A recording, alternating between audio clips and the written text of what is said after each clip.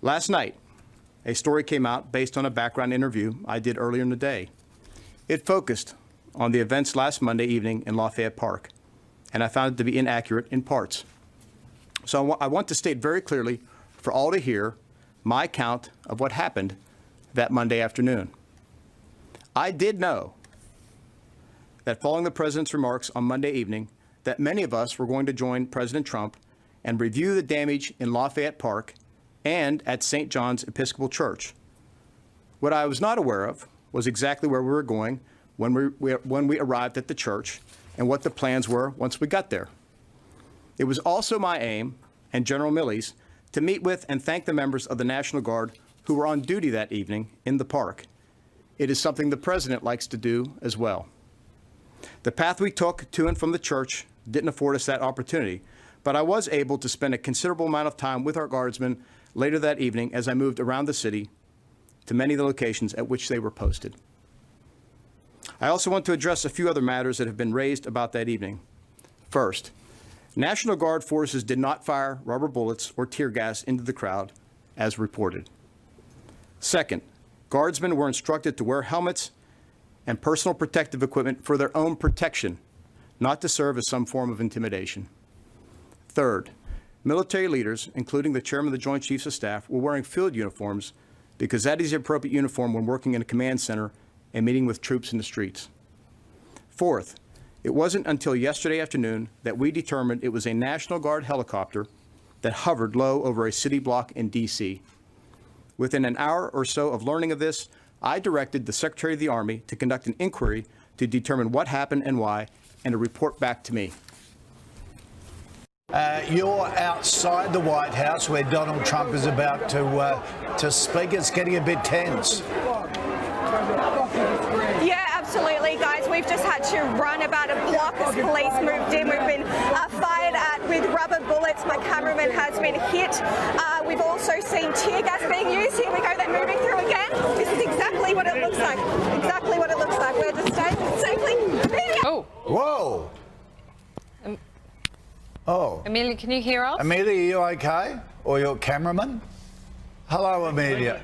The police just charged at Amelia and our 7 News cameraman there, and looks like a policeman just punched our cameraman. Which is interesting because they're not discriminating between protesters and the media here. Amelia, can you hear us yet?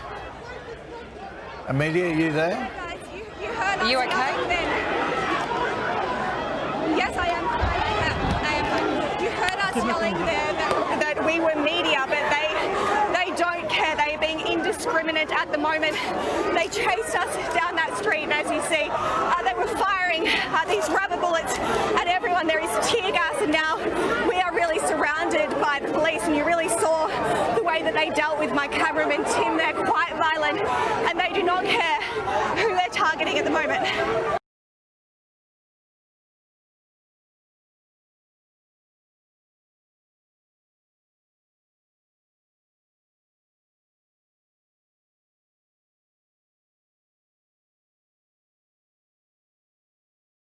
I want to bring in Garrett Hake now, who has also been following these protesters in Washington, D.C. Gary, you were right there a couple of minutes ago when that order apparently was given to clear out those protesters.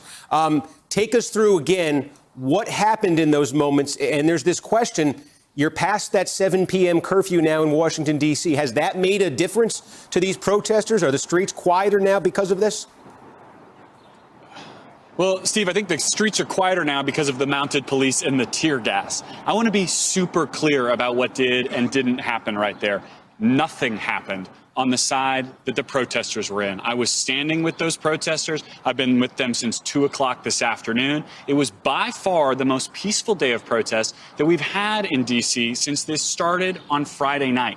Then at probably 6:45, I neglected to look at my watch at the moment, but before the curfew was into effect, we had mounted federal police coming down H Street from east to west, clearing people out of the street. In front of them, they were using flashbangs, tear gas. I lost my regular mask and had to replace it with my gas mask so that we could continue to report.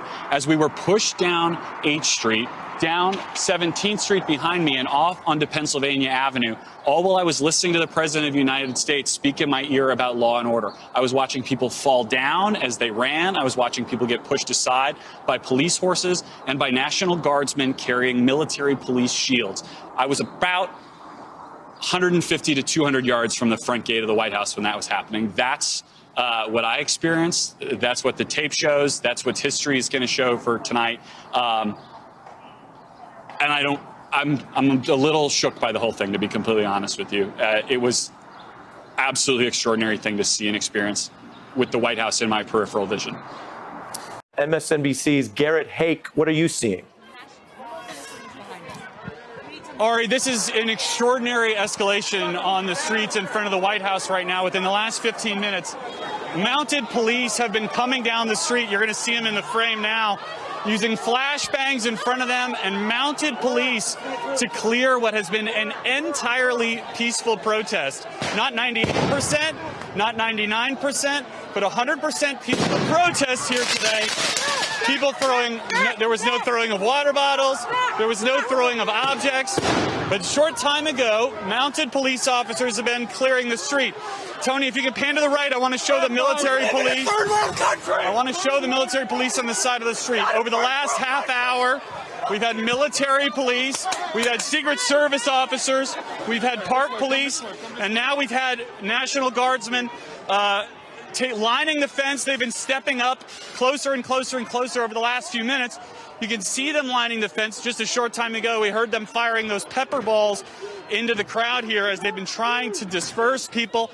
You can see these officers aiming at the protesters who are here in the park as we're being cleared back along the sidewalk here in front of 8th Street. Again, protesters demanded justice late into the night outside the White House, where park police and military officers in riot gear stood guard behind 8-foot fences.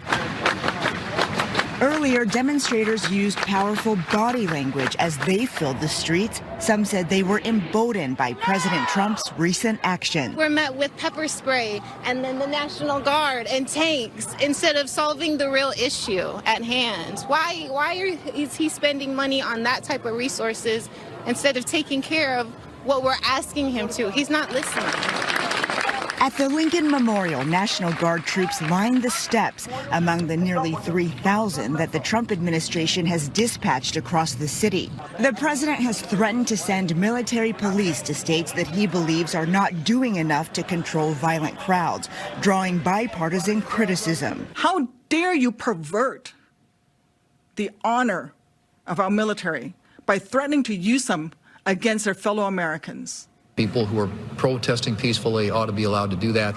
As backlash continued to brew over a photo op at a church on Monday, Mr. Trump visited a shrine yesterday, one dedicated to Pope John Paul II. Washington Archbishop Wilton Gregory issued an unusually scathing statement about the visit. "I find it baffling and reprehensible that any Catholic facility would allow itself to be so egregiously misused and manipulated." The moment has come for our nation to deal with systemic racism. Former Vice President Joe Biden told voters he is the leader to unite the nation. A country is crying out for leadership. Leadership that can unite us. Leadership that brings us together. Leadership that can recognize pain and deep grief of communities that have had a knee on their neck for a long time.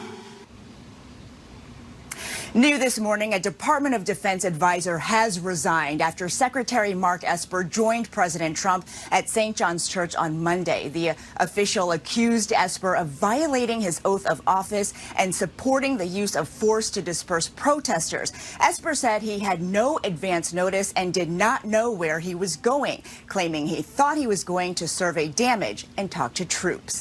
Anthony? Weijia, thank you.